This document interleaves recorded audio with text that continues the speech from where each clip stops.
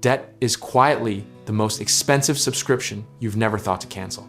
And right now, while inflation is cooling and rates are still elevated, every single dollar sitting in a maybe later category is costing you more than you think. Here's the uncomfortable truth. The average American household carries somewhere around $100,000 in total debt. And most of them are dutifully paying the minimum every single month, like it's a participation trophy. We've been conditioned to treat debt like weather, something that just happens to us, something we endure rather than attack. Think of your budget like a garden hose with a dozen tiny holes in it. You keep filling the tank, but the pressure never builds because money is leaking out through subscriptions, dining out, impulse buys, and treat yourself moments that felt earned but are quietly bleeding your net worth dry. The catalyst here isn't a market crash or a recession, it's something sneakier.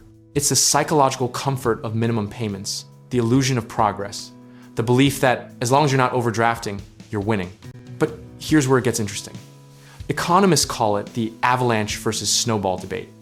Behaviorists call it hyperbolic discounting, and your grandmother called it stop buying things you don't need. They're all saying the exact same thing in different fonts. Remember 2022, when everyone was refinancing at 3% and feeling like absolute geniuses? Then rates doubled, balances crept back up, and suddenly that manageable credit card felt a lot less manageable. The optimism aged like milk left on a summer sidewalk. Here's what the data actually shows.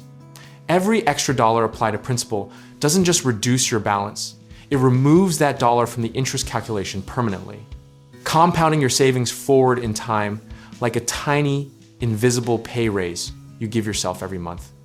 This is the hidden engine of debt payoff that most people never see because they're too focused on the monthly statement number instead of the total interest paid number.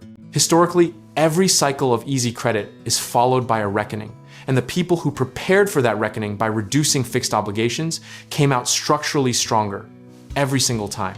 The myth people believe is that pausing savings contributions is financial suicide, but temporarily redirecting even $50 to $100 a month toward high interest debt can save you 3 to 4 times that amount in future interest. The math is embarrassingly one-sided. The playbook isn't complicated. Audit your last 30 days of spending with zero judgment. Identify one category to temporarily compress streaming services, takeout, discretionary shopping, and redirect that amount directly to your highest interest balance the day your paycheck lands. The key word there is temporarily, because this isn't a punishment budget, it's a sprint budget. You pick a finish line, you run hard, and then you breathe.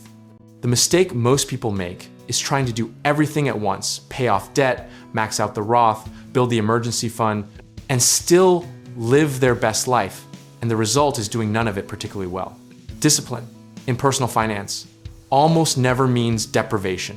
It means sequencing, doing the right things, in the right order, at the right intensity. Position size matters more than conviction. Here, you don't have to throw every dollar at debt to make meaningful progress. You just have to throw times, more times than the minimum, consistently, without stopping when it gets boring. Boring is the strategy. Boring is the win condition. The philosophical truth underneath all of this is that financial freedom isn't built in dramatic moments. It's built in the 147 Tuesday nights where you made the slightly less fun choice and it added up to something real. Comfort with the outcome comes from knowing that your process is sound, not from hoping your luck holds. You don't need a windfall, you don't need a raise, and you definitely don't need another budgeting app with a satisfying color scheme. You need a short-term, realistic spending plan that doesn't require you to hate your life, just one that asks your money to work a little harder for a little while. And the beautiful irony is that the people who attack debt aggressively during the sprint almost always come out the other side with more times room to save, invest, and live because they eliminated the drag that was quietly taxing every dollar they earned. Debt freedom doesn't just change your balance sheet, it changes your options.